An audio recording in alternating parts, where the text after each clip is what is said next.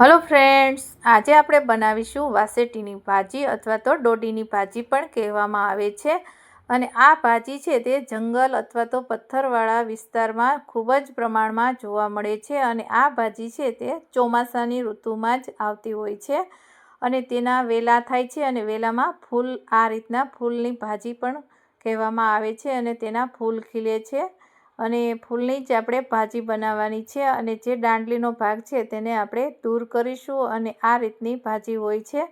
અને આ ભાજી છે તે ખૂબ જ વિટામિનથી ભરપૂર હોય છે અને ફાયદાકારક હોય છે। એક જ ઋતુમાં આ ભાજી જોવા મળે છે, જ્યારે વરસાદની ઋતુ હોય ત્યારે ચોમાસામાં આ ભાજી જોવા મળે છે અને શરીર અને સ્વાસ્થ્ય માટે ખૂબ જ ફાયદાકારક છે। અને આપણે આ ભાજી છે તે તમે બાજરીના અથવા તો જુવારના રોટલા સાથે સર્વ કરશો તો અહીંયા આપણે કાઠિયાવાડી સ્ટાઇલથી બનાવવાના છીએ। તો આપણે લસણની ચટણી સાથે બનાવીશું।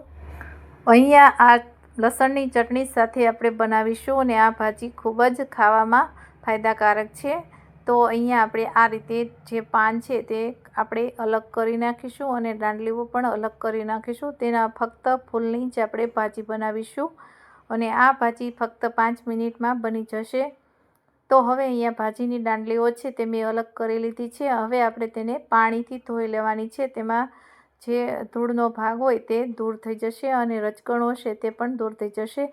આ કોઈ પણ કેમિકલ વગરની આ ભાજી તમને જોવા મળશે। આમાં કોઈ પણ દવાનો કે કોઈ પણ જાતનો છંટકાવ કર્યા વગરની આ ભાજી હોય છે અને એકદમ નેચરલ હોય છે। અને તમે જોઈ શકો છો વેલાવાળા વિસ્તારમાં અથવા તો વેલામાં જ તમને જોવા મળશે અને ચોમાસામાં જ એક ઋતુમાં જ તમને આ ભાજી જોવા મળશે। બીજી ભાજી છે એ તમને 12 માસ જોવા મળતી હોય છે।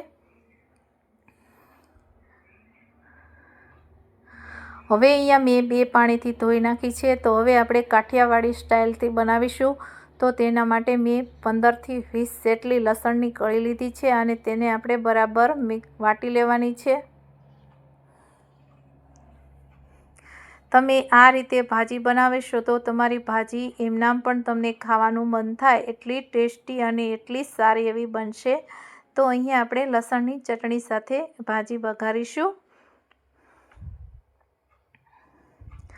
હવે અહીંયા ભાજીમાં થોડુંક મરચું હોય તો બાજરાના રોટલા સાથે ખાવાની ખૂબ જ મજા આવે તેવી આપણે બનાવીશું। તો અહીંયા 2 ચમચી લાલ મરચું, અડધી ચમચી હળદર પાવડર અને અડધી ચમચી આપણે જીરા પાવડર એડ કરી અને બરાબર ખરલમાં આપણે મિક્સ કરીને આ રીતે વાટવાનું છે। જો આ રીતે તમે બરાબર જે ચટણી છે તેને બરાબર મિક્સ કરશો તો જે ભાજી છે તે ખાવામાં ખૂબ જ ટેસ્ટી એવી બનશે અને જે લસણની કાચી વાસ આવશે તે પણ આવશે નહીં અને ખૂબ જ ટેસ્ટી એવી બનશે। જોતાં જ ખાવાનું મન થાય એટલી ભાજી આપણી ટેસ્ટી બનાવવાનો પ્રયત્ન કરીશું। તમે એકવાર આ રીતે જરૂરથી બનાવશો। આ ભાજી ખૂબ જ ટેસ્ટી બને છે। આપણે કોઈ પણ પાણીનો ઉપયોગ કર્યા વગર આપણે ભાજી બનાવીશું તો ભાજીમાં થોડીક ખટાશ હોય તો એકદમ ટેસ્ટી એવું લાગશે। તો અહીંયા આપણે મીડિયમ સાઇઝનું એક ટમેટું લીધું છે અને તેને બરાબર આપણે ઝીણું ચોપ કરી લેવાનું છે।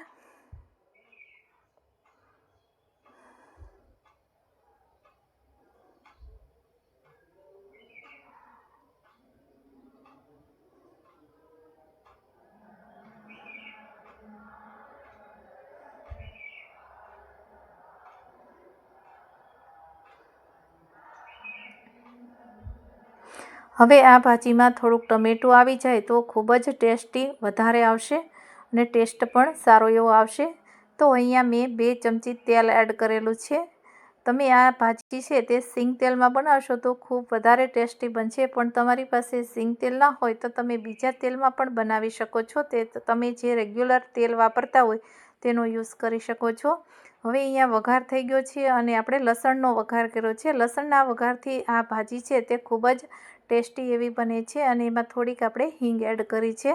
હવે અહીં આપણે બરાબર મિક્સ કરી દીધું છે અને ગેસની આંચ આપણે અહીંયા મીડિયમ રાખવાની છે। મીઠું તમારે જોઈને એડ કરવાનું છે। ભાજીમાં હંમેશા મીઠું એકદમ ઓછું નાખવાનું હોય છે। ભાજી આમ લાગે ઝાઝી પણ બનાવતી વખતે થોડીક એવી જ આપણી ભાજી થઈ જશે। ઉપરથી આપણે હળદર પાવડર એડ કરીશું એટલે તેનો કલર પણ જળવાઈ રહે એટલા માટે।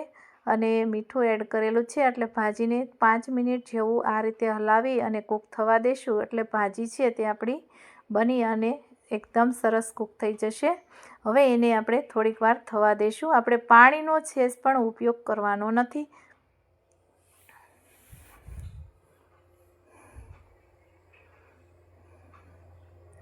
વચ્ચે વચ્ચે તમારે આ રીતે હલાવવાનું છે. હવે ભાજી આપણી કૂક થઈ ગઈ છે.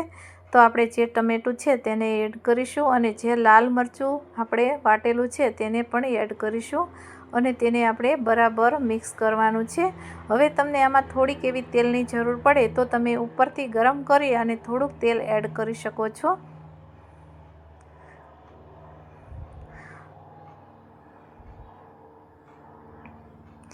હવે ભાજી અને મસાલા સાથે આપણે તેને બરાબર મિક્સ કરી લઈશું. તો તમે જોઈ શકો છો અહીંયા આપણે તેલની કંઈ જરૂર નથી, એટલા માટે આપણે બરાબર મિક્સ થઈ ગયું છે. તો અહીંયા મેં 1/4 સ્પૂન જેટલું આપણે પાણી એડ કર્યું છે. તો આ જે મસાલો છે તે બળી ન જાય એટલા માટે આપણે પાણી. તો અહીંયા આપણો મસાલો છે તે બરાબર મિક્સ થઈ ગયો છે. તો હવે આપણી ભાજી એકદમ વાસેટીની બની અને રેડી થઈ ગઈ છે. તો આપણે સર્વ કરવા માટે આપણે પ્લેટમાં એડ કરીશું. અને આ ભાજી છે તમે જે જુવારનો રોટલો અથવા તો તમે બાજરીના રોટલા સાથે લસણની ચટણીવાળી ભાજી ખૂબ જ ટેસ્ટી લાગે છે અને બાજુમાં છાશ પણ હોય તો ખૂબ જ મજા પડી જાય એવી આપણને લાગે છે. તો અહીંયા આપણી વાસેટીની ભાજી બની અને રેડી થઈ ગઈ છે.